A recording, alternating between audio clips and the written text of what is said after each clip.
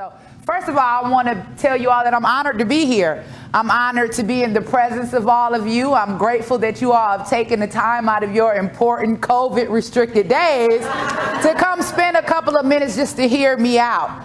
I'll be the first to tell you, I'm not your average, ordinary, everyday candidate that runs for office, okay?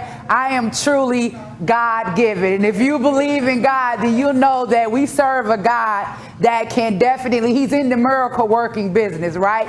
And he can take anything and turn it into something beautiful. And so this congressional run for me, although it is about my story, I want to be perfectly clear and say it's my story, but it's God's glory, if you guys can agree with me on that. I'll just jump right into it. At the age of 5 years old, I start there. I was a child that was kind of born into a dysfunctional family. And I suffered at the hands of sexual abuse very young. I told, and it was swept under the rug for the sake of kinship. You guys know how that go, right? They don't want stuff to get out. They want to be quiet. But in the midst of that being swept up under the rug, I was a child that was hurting. And I was crying out, and no one heard me. So I spent the majority of my life getting in and out of trouble. You guys see these kids, they're always doing something, always want attention. Children don't necessarily know how to express themselves. So for most of my younger years and teenage years, I was in and out of group homes. I was in and out of juvenile detention centers, and also in and out of jail, looking for love in all of the wrong places. Never could find the answers that I was looking for. At the age of 27, I found myself handcuffed to a bed for a nonviolent crime, right? I'm not a murderer or axe killer or anything like that. I found myself chained to a bed right here in Georgia, giving birth to my daughter with a sheriff watching. Even the doctor asked, he says, you know, where's she going to go? It's not like she can get up and run. Can you at least just stand outside of the door for a moment? And the sheriff refused. Now, even though that sheriff did not physically touch me, but I felt violated again because he watched me with his eyes. And this is a room full of women. We all know how that childbirth process goes. Everything is out and in and open.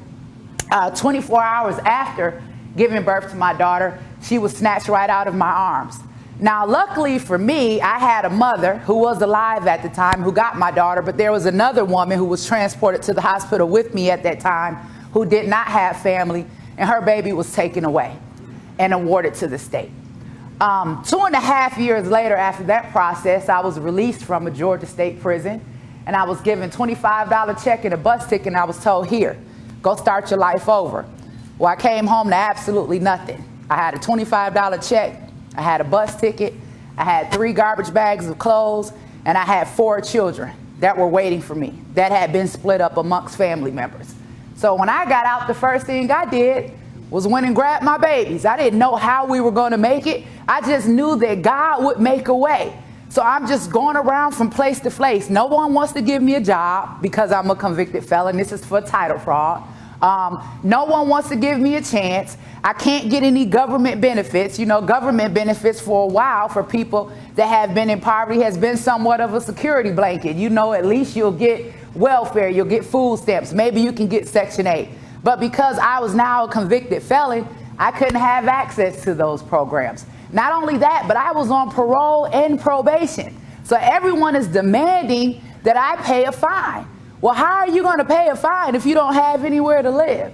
How are you going to take care of your children if you can't get a job? So I shifted around Atlanta for probably about 3 to 5 months, just going from one shelter to the next, because they do have a max out date. If you don't find somewhere to go by a certain amount of time, then you've got to get up and get going because they've got to give that space to someone else. So on my last shelter, on the last day, had absolutely nowhere to go. This woman comes up to me. She says, Angela, I know of a place that you can go to get help for you and your children. And I said, really? I said, are you sure? She says, yes, go to this place. They'll help you. So I remember getting a token from the shelter and packing up our garbage bag full of clothes and getting my babies. And we caught the bus from the west side of Atlanta all the way over to Forest Park. I walk inside of this center, and there's a woman sitting behind this desk. Now, Can I be honest? Because I know you guys can appreciate honesty and transparency, right? So many times we get these politicians, they're so perfectly polished. Nobody wants to share their struggle stories, but I'm here to share mine. So I walk in there, and at this point, I don't want to live anymore. And I don't know if anybody has ever felt like that, but I did. I was so far down in the tunnel that I just couldn't see my way out. I didn't know how I was going to provide for myself, not only take care of myself, but these 4 babies that I had brought into the world that didn't ask to be here. And so I'm crying my eyes out, and I'm like, this is it for me. There's nothing else left. Nobody wants to give me a job. They're threatening to throw me back in prison. I can't care for my children. Not only do I not want to live anymore, but I'm afraid to leave my children behind. So I was thinking about doing something really selfish. Not only ending my life, but ending the lives of my children. Now, I'm delivered from that now. And I can talk about that to help other people find healing and to help other people find grace. But I was just that low that I didn't want to live. And I didn't think that my life mattered. And I cried my eyes out to this woman and said, listen, if you don't help me today and I walk out of that door, you'll never see me again because I'm not going to make it. And it just so happened that that woman sitting behind that desk that day was my godmother, Alveda King. This is nothing but the grace of God. She gave me a job that day. She promised to help me and my children get our lives back on track, but she wasn't going to do it for me. I had to make up my mind that I wanted to change the way that my life was going. And I had to make up my mind that I wanted to beat the odds, that I wanted to be great, that no matter what I had experienced, no matter what I had been through, that I could turn my life around. And so for the last 15 years, I've walked hand in hand with this woman, not only fighting to restore my life, but fighting to restore communities. We've created nearly 500 nonprofit organizations just in the state of Georgia alone through charitable connections. Not only that, I've created several of my own nonprofit organizations to help people that had some of my experiences, victims of childhood sexual abuse, returning citizens, and people that are in disadvantaged and underserved communities. So what I've done now up until this day is help hundreds of people become published authors. I've fostered entrepreneurship. I've given our children a chance to be able to become published authors, entrepreneurs through our boot camp program. I've been an awesome warrior for the pro-life movement. I remember telling her 15 years ago when I first met her, I'm not gonna be no pro-life. The woman got a right to her choice. That's not my business. Why are you telling a woman what she can do with her body? I was adamant about that. I had no idea that I'd be where I am now. But if we fast forward 15 years up till today, I remember last year when I decided to get involved in politics.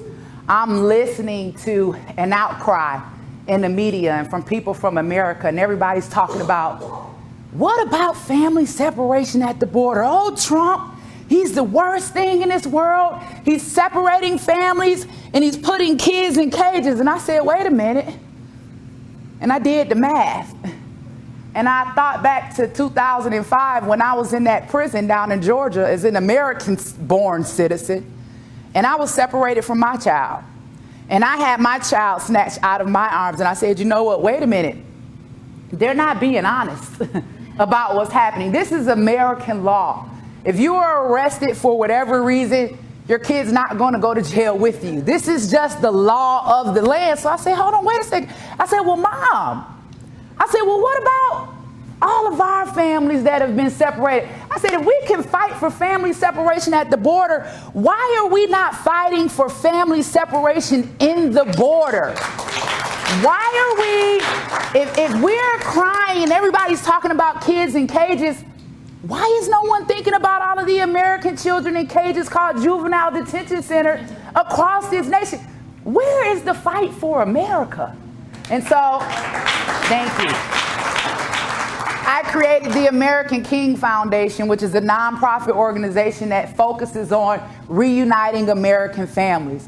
And so after that, I want to say maybe about 5 or 6 months later, the president made an announcement. He says, hey, if anybody is out there, if you know of anyone that has been unjustly treated by our justice system. If you know someone that's deserving of a second chance, come sit down, come talk to me. Let's see if there's something we can do. And I'm watching people in the media and all of these entertainers and all of these, A-list celebrities saying, oh, well, no, we're not going in. We're not going to go talk to him. And I said, well, wait a minute. I know somebody that knows somebody. So I picked up my phone and I called my mom. I said, Mom, I want to go in. I said, I want to go in because I want to tell him my story. I want to talk about what happens behind the wall, the part that nobody gets to see. And it was like one call, that's all. I don't know if you guys seen that commercial down here with Ken Nugent. It was the next thing I know, I had an appointment to go sit down and tell my entire story in front of the Trump administration. Not only did the president hear my story and we got criminal justice reform, the First Step Act passed, but he also put a clause in it and made it illegal for women to be chained to the bed during childbirth. So I said, well, if it's that easy, yeah, I'm getting there. I said, well, she always wants to tell the story for me. She just started letting me tell the story myself not too long ago. But I said, well, wow, if it's that easy, then maybe I should get involved in politics a little bit. Maybe I should use my story more if I can change the mind of the most powerful man in the world. So I kept fighting after that. We got the First Step Act passed. I got a partnership with Alaska to provide over 4,000 jobs to the returning citizens that were coming home. We put needs assessment programs inside of our prisons. So by the time they came here, they had everything that they needed because it was important for me to make sure that we reduced recidivism. Because that was my story when I got out. Remember, I couldn't find a job. I had 4 babies looking at me. And it's like, look, you're going to do what you have to do in order to survive. But if we make sure that they have gainful employment, if we make sure that all of their needs are met and give them a step up coming out, then we can reduce recidivism, which does wonders for public safety. So I kept working. First Step Act, we started working on the Second Step Act. And then the next thing you know, I got a call. I'm sitting on set getting ready to film with the president's daughter, Lyra, and Mom is calling my phone. So everybody's like, don't answer. And I'm like, no, this is Mom. I got to answer. So I answer the phone and she's like, Angela, are you sitting down? I'm like, no. She says, well, I just got a call from the president and he just said that he has signed your paperwork. It's on his desk and he is giving you a full unconditional pardon.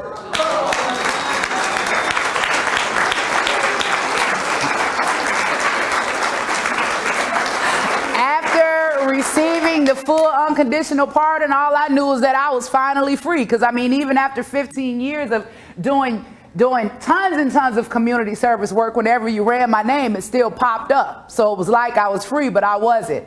So I want to say the night before it was the end for the election for John Lewis's seat, I got a call and someone says, Angela, it was 9 o'clock at night. Would you consider running for the 5th district? And I said, wait a minute, let me go pray. We need to know by noon tomorrow. So I went in my closet and I spoke with my godmother and I came back and the answer was yes. And here I am standing before you now, your 5th congressional candidate for U.S. Congress for Georgia. I'm not perfect, but I'm righteous, okay? I know the difference between good and I know the difference between evil. My campaign is not so much about Republican or Democrat. It's just about doing the right thing. We know what we're up against. We know that we need to be putting laws in place that protect our children. We know that we need to make sure that we are putting America and Americans first. We see what's happening. We see how they're trying to defund the police. How are you going to defund the police when we have people that are coasting senators and congressmen coming out of the White House? It's gotten just that bad. So if all of you, I appreciate you listening to my story. She's standing here, so that means it's time for me to wrap it up. But I really appreciate the support, and I would encourage you all to please make sure you visit the website, look at the policies, look at what I'm standing on. Make sure you let everybody know, hey, we really have a good chance to swing the 5th district here in Atlanta. StantonKingforCongress.com. Thank you.